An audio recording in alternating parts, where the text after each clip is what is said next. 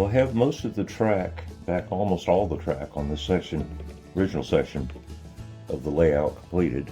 All but this little part right here, actually.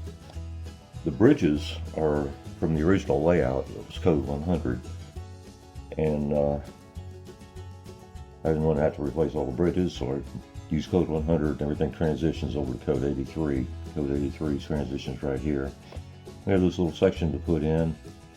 Before we do it, of course, fill in our missing ties. I don't want to paint my brickwork because I paint my tracks. Let me just slide that out of there and replace it with just a piece of piece. Anyway.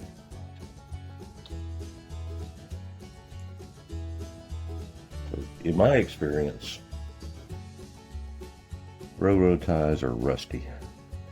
I live in Florida, so it's very high humidity and there would be a lot of rust, but I think that's pretty much the case everywhere. So to accommodate that rusty look, I use red oxide and burnt sienna.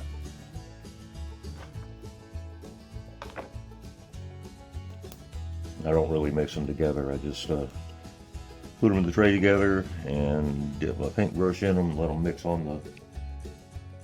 Oh man, that's not gonna come out. Need to find another can of paint.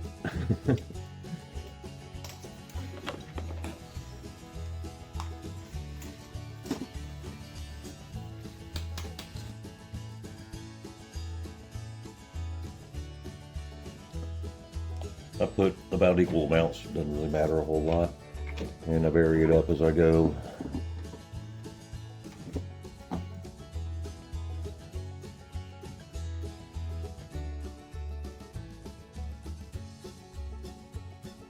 And you don't need to be real neat with this because you'll notice that the rust runs down the rails, gets on the ties, and if you look diagonally or down the length of a track, there will be rust running onto the ties along there too. Plus, we're going to go over this with painting the ties.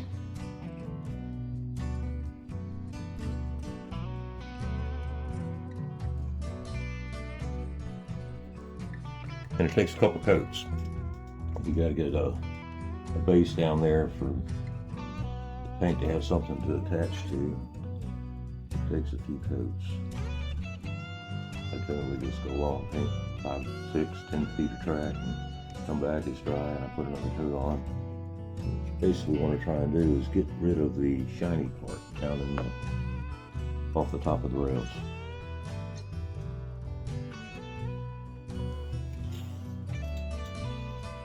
Let that dry for a bit. We'll come back, put another 1 or 2 coats of red on there. Like I said, you don't have to be real careful with this because it's going to be covered over with more weathering.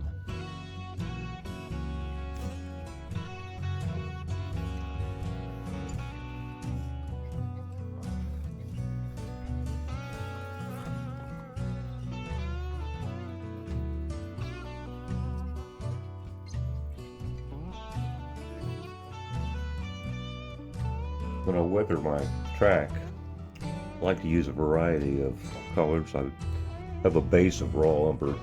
I use a bit of burnt umber, raw sienna,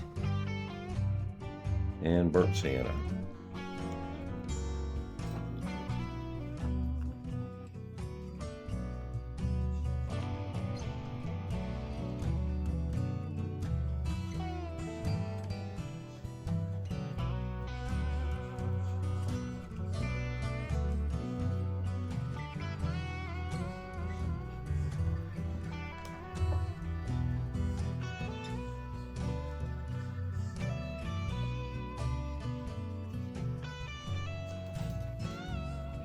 And again, you don't have to be real careful because this is going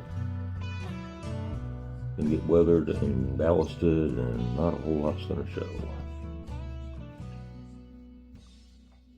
forget the ends of the ties.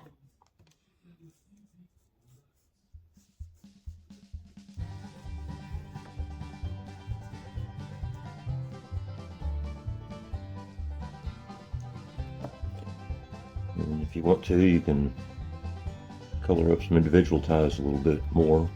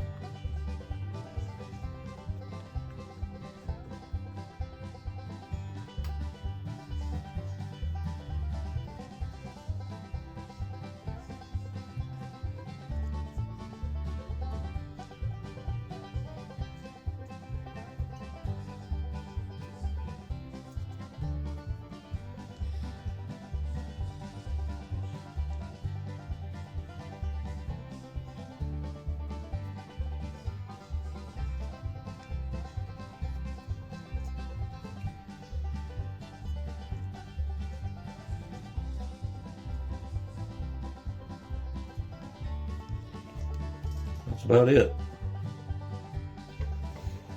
Now it's time to dry brush our track, and I use a number of different colors and kind of vary it around the train set. I've got traditional beige and wicker and burlap. I think I'll use wicker. I think that's my preference.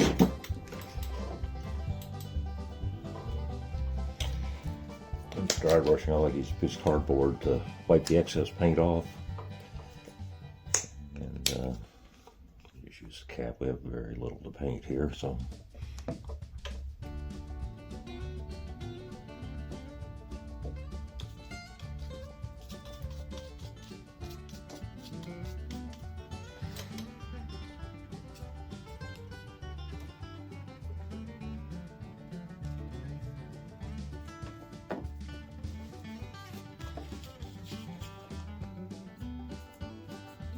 Jeez, that's way too much paint.